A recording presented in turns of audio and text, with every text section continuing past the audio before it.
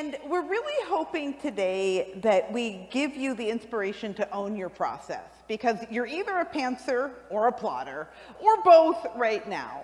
And we hope to give you a lot of tips and tricks for whatever you're currently doing. If you love it more.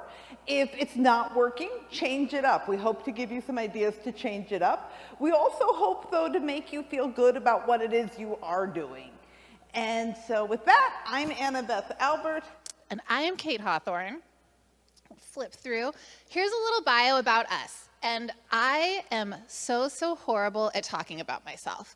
But I have been a self-published author for 5.5 years. I am now a hybrid author. I do have some books that I've gone through with a publishing company. I have been a pantser for my whole career, because when I started writing, I didn't know anything about it. And it was just going to be something that I started doing for fun.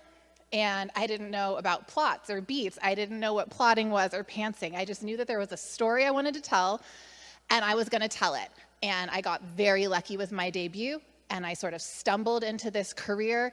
And as I've gotten into it, I've realized there's names for these things, and I have found what works for me. And I'm really excited to talk to you guys about that today. And please don't laugh at me if my heel falls into this crack again. We hope you stay upright. I am the plotter.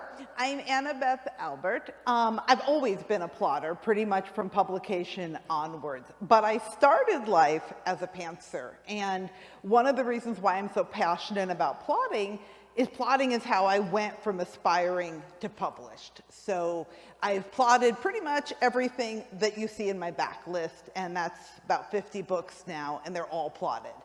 And I'm really passionate about it. I'm excited to be here today to talk to you about it. And I'm really excited to be here with Kate, because we've had some amazing conversations over the years about our different processes. And part of what we want to show you is how two very different writers do things, and yet we get along really well.